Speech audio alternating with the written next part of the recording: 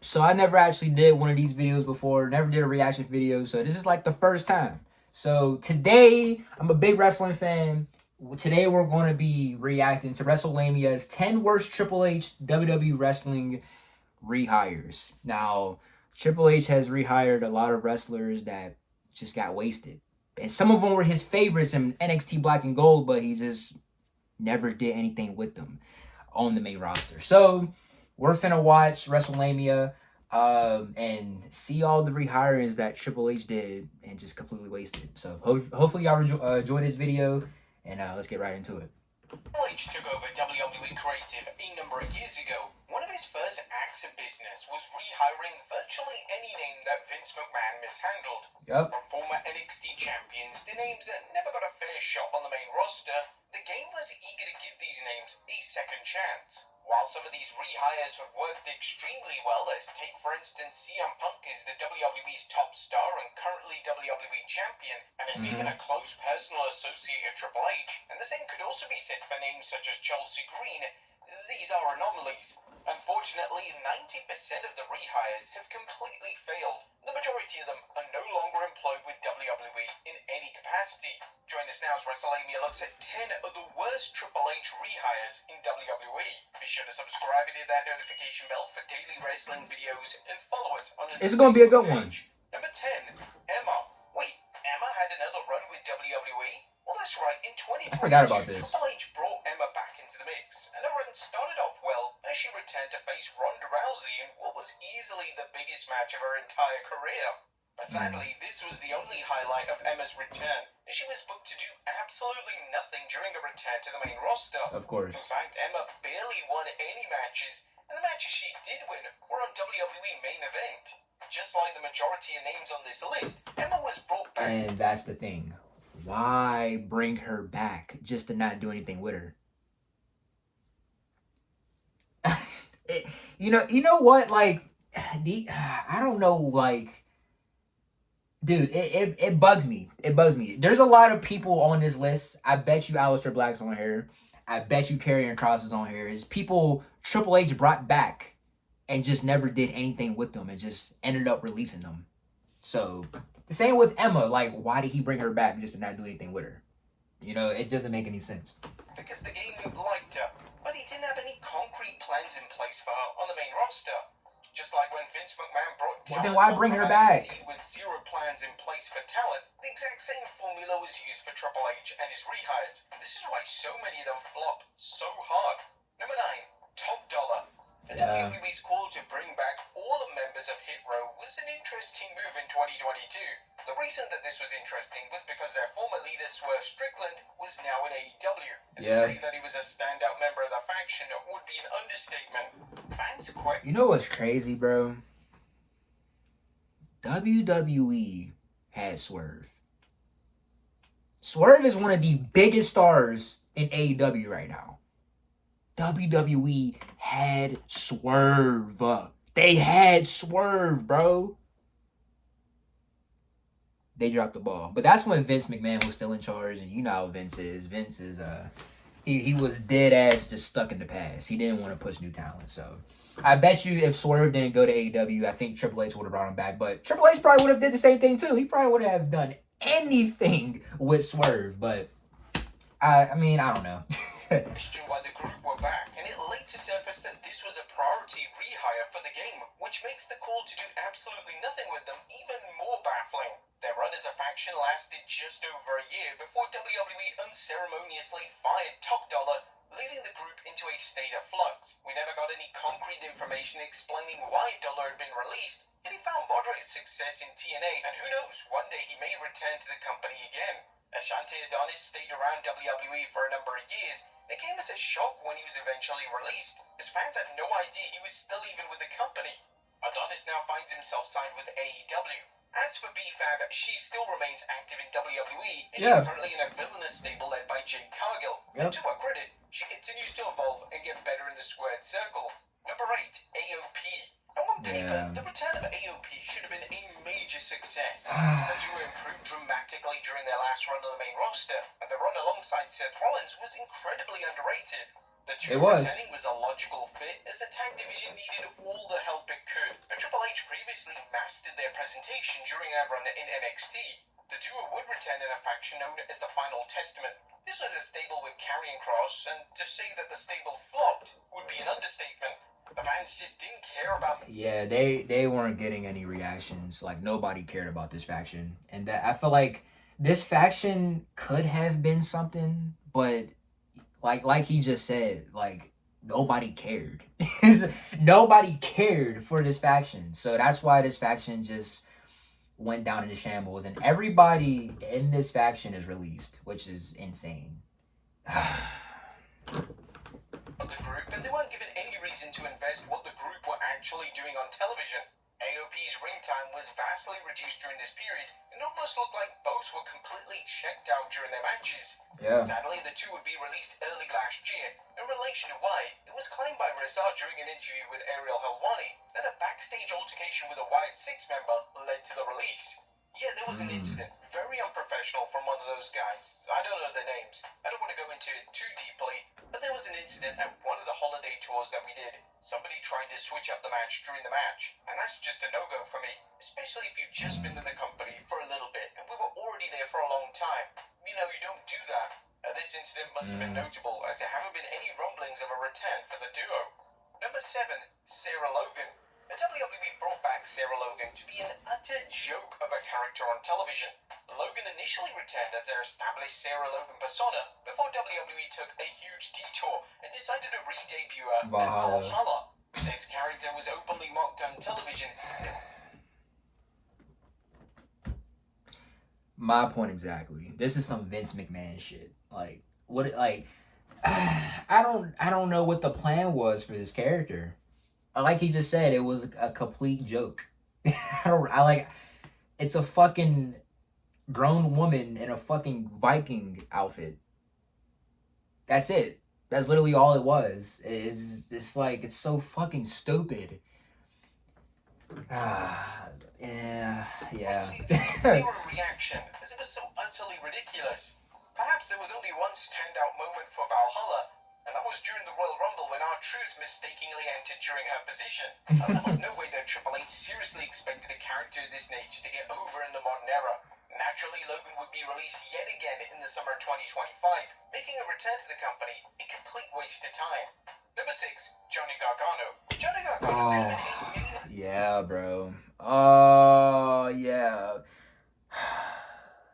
He's probably gonna say it in this video, but I want to, bro. Triple H loved Johnny Gargano in Black and Gold. He booked him very well in NXT Black and Gold. That whole Ciampa and Gargano feud, chef's kiss. One of the best feuds in NXT history, without a doubt. But for some fucking reason, he can't book Gargano right on the main roster. Everybody knows how good Gargano is. If you was around for Black and Gold, you know how good Gargano is, bro. He's so good. He's good on the mic. He's good in the ring. Same with his wife, Candice. We know how good Candice LeRae is. She should be getting treated way better, too. They both should be getting treated way better. But instead, this nigga is fucking planking every Friday night on fucking SmackDown. Why?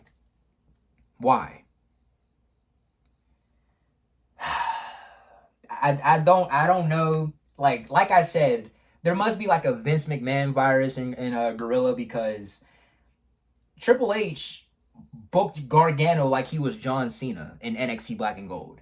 But now on the main roster, he can't book him at all. Like I said, there must be like a Vince McMahon virus, and it somehow sadly affected Triple H, because he's not using the people that he so-called loved in Black and Gold.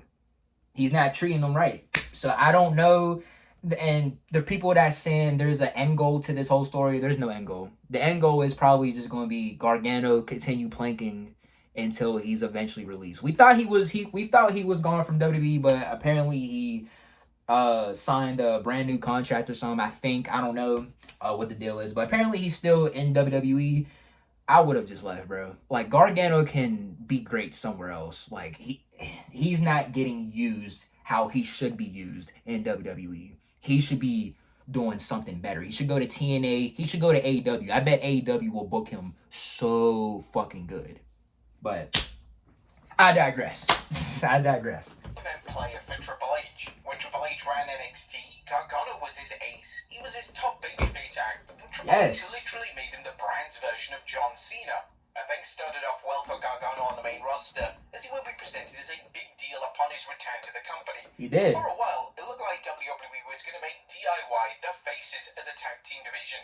Unfortunately, when Gargano's partner Tommaso Ciampa left the company, this left former NXT champion in a state of flux, and he is yet to recover.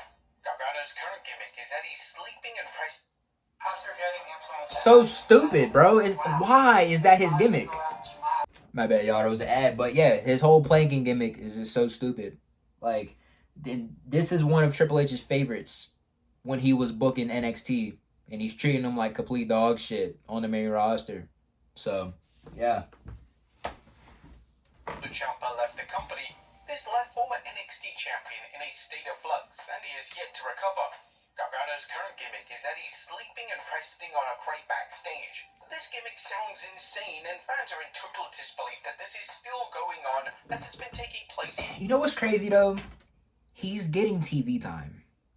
He's getting TV time. At least he's getting TV time, unlike Ilya Dragunov, Blake Monroe, Julia. At least he's getting TV time, unlike them. But this is not what Johnny Gargano should be fucking doing, bro. He should not be doing this bullshit. We want Johnny wrestling, bro. We know how good. Us that watch Black and Gold, we know how good he is. Why the fuck is he doing this? And like I said, the same thing goes with Candice. Candice is so fucking good. She should be doing way fucking better. She should be doing way better, bro. I don't get it. I don't know. For months on end, literally about 6-7 months now, Gargano hasn't had a singles match on the main roster in any capacity since March. Crazy. Meaning that WWE are wasting one of the most skilled in-ring workers. There is hope that WWE will... Niggas should have just left. Niggas should have just left, bro. Because that's crazy. He has not had a singles match since March, bro. Like, that's insane. He should have just left. He can do so much more elsewhere, bro. Like, Johnny Gargano's too fucking good. He's too fucking good.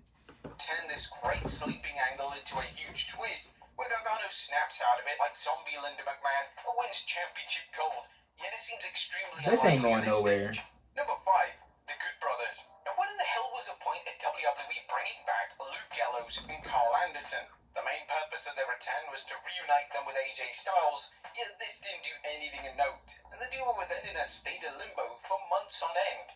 The talented tag team were moved to NXT and SmackDown, yet this did a little to justify their existence on the roster. It's now become an ongoing joke that the duo returned to WWE every few years for a pointless run, and it's becoming far too frequent. Triple H clearly had no concrete plans for the two. It appears that the two remain on good terms with the company, as they made a number of cameos in the months since their WWE exit. Number 4, Bo Dallas. Bo Dallas was one of the most underrated NXT champions of all time.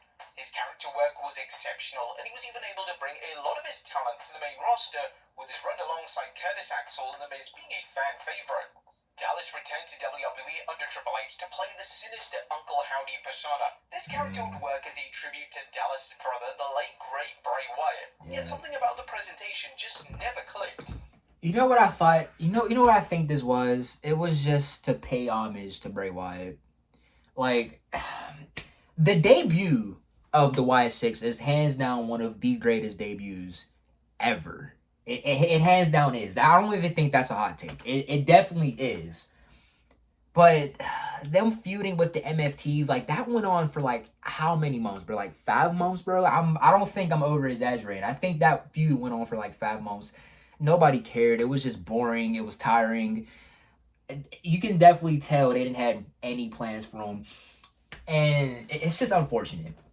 Like, the Wyatt Six was literally just a tribute to Bray Wyatt. Like, it was going to be nothing bigger than that, which is a shame, bro.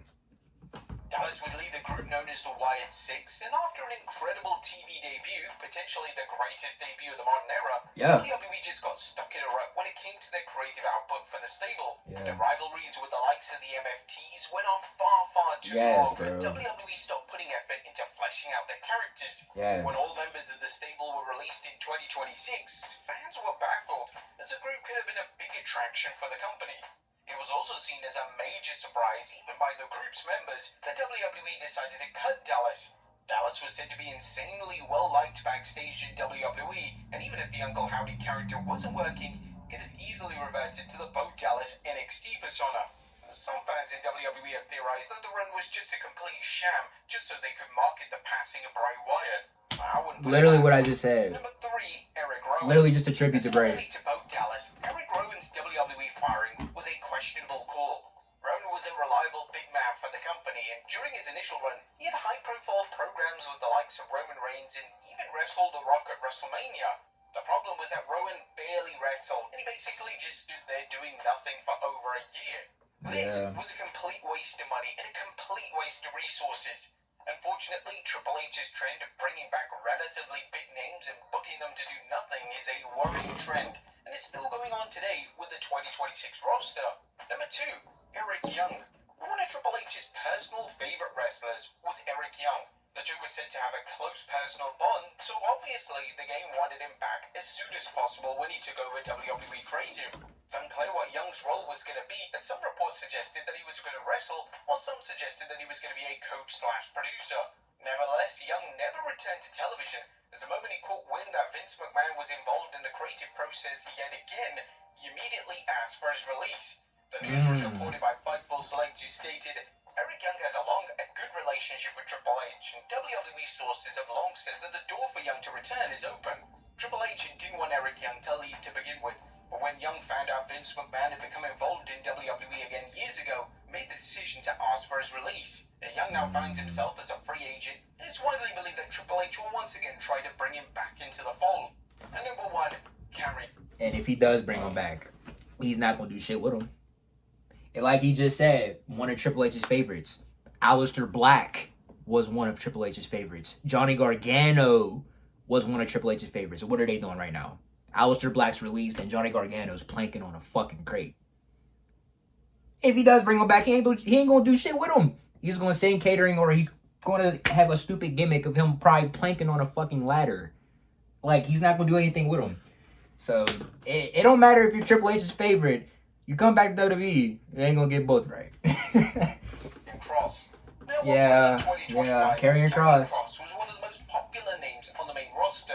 This occurred after Kross delivered a shoot promo during WrestleMania weekend. This was so good. And of course, the fans instantly gravitated towards it. Yeah. The issue was that WWE had given Kross countless chances to get over upon his return to the company. He was booked in programs against the likes of Drew McIntyre, Bobby Lashley, and Rey Mysterio, and all of these failed to deliver. Kross was even given his own stable, which did very little to garner interest. Whilst WWE should have capitalized on Kross following the shoot promo, somewhat understandable why they were hesitant.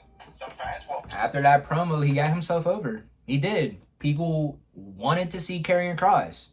I'm gonna be honest, I've been a fan of Karrion Kross, like, even before that promo. Like, him in black and yet again, there it is. Triple H booked Karrion Kross like a monster on Black and Gold. Why the fuck couldn't he? Okay, he wasn't getting over. Okay, sure. But, like, dude, after that promo, people were chanting his name like he was over. He was getting over. They still didn't do nothing with him.